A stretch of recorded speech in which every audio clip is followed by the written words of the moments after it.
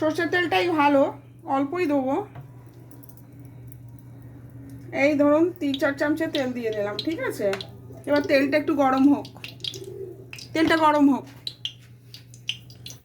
এবার প্রবলেমটা কি হয়, আমি ধরুন মাংস করলাম, এবার কেউ ঝাল খাবে কেউ ঝাল খাবে না, সেই জন্য পুরো ঝাল ছাড়া বানাই। আর সবাইকে বলি যে যার যেরকম লাগবে কাঁচা লঙ্কা চিবিয়ে নিবি।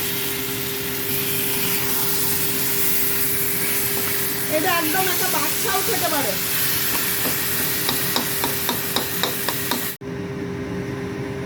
তেজপাতা একখানা দিয়ে দিলাম, ঠিক আছে। তেজপাতাটা ভালো করে হোক।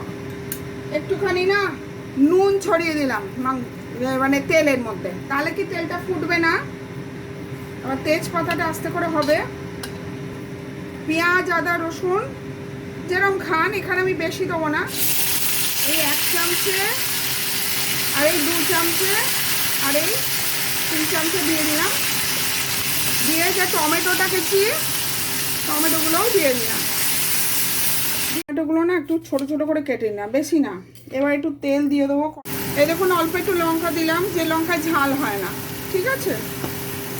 এবার এর মধ্যে একটু চিনি দেবো আমি, স্বাদ মতো নুন দিয়ে দিলাম। একটু হলুদ দেবেন, হলুদটা একটু বেশি দিচ্ছি আমি, তো করবে, ঠিক আছে। এই 1 চামচে মতন জিরে গুঁড়ো দিয়ে দিলাম। আর একটুখানি গোলমরিচ দেবো, এই যে একটুখানি গোলমরিচ দিলাম। দিয়ে ভালো করে একটু নাড়বেন। এটা কষুক, হ্যাঁ, মানে মশলাটা একটু ভালো করে কষুক। মাংসটা কষতে কষতে একটু আলু কেটে রেখেছি দিয়ে দেবো। আলুর মধ্যে মশলাটা ঢুকবে, বুঝলেন। একটু মশলা দিয়ে দেবো, আলু দিয়ে দেবো। আলুটা ভালো করে একটু কষাবো। একটু চিনি পছন্দ করে, আপনারা চাইলেন পুরো নোনতা করতে পারেন। এই 1 চামচ একটুখানি চিনি দিলাম। এটা কালারিংয়েরও কাজ করে, জানেন। লাল কালারটা না চট করে এসে যায়।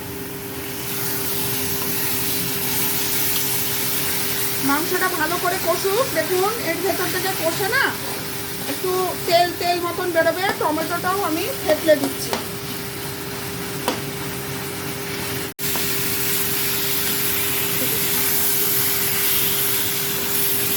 মাংসটা একদম এখন দিতে পারবো, বুঝলে, অনেকটা কষে গেছে।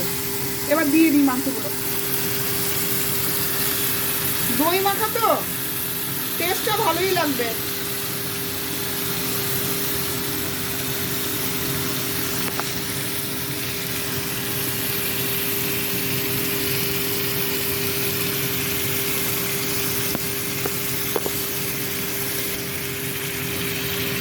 এইবারে না একটু দারচিনি গুঁড়ো দিয়ে দেবো, অল্প হালকা।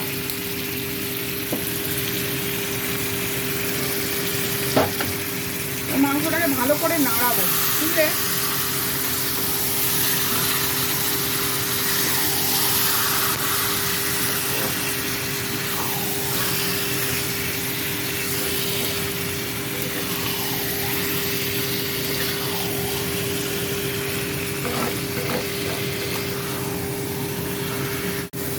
এবার এর মধ্যে না একটু গন্ধ লেবুর রস আমি দিয়ে দিলাম। আর মাটনটা না একটু গন্ধ লেবুর রস দিলে না, গন্ধ লেবু মাটন বলবো আমি, বলতে পারি। খুব ভালো লাগে খেতে, কিন্তু গন্ধ লেবুর একটা আলাদাই ব্যাপার আছে, বুঝলেন। যে কোনো তরকারিতে বা এতে দিলে পাতিলেবুর জায়গায় যদি একটু গন্ধ লেবু দেন আর দারুণ লাগবে। কমলা লেবুর রসও দিতে পারে, কিন্তু আমি গন্ধ লেবুটা দিচ্ছি কারণ এর গন্ধটা একটা ফ্যাক্টর। দেখুন এই অবস্থায় আমি মাংসগুলো না কুকারে এবার ট্রান্সফার করে দেবো। বেকার আমি গ্যাসটা পোড়াবো না, ওকে। তেলটা না একদম ছেড়ে গেছে, দেখুন।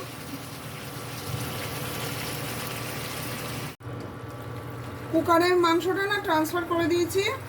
এবার একটু মাপ মতন জল দেবো, ওই কড়াই চাচা জলটাই দিচ্ছি, ঠিক আছে। দিয়ে দিলাম। এবার একটু নাড়িয়ে নিয়ে কুকারটা আমি বন্ধ করে দেবো।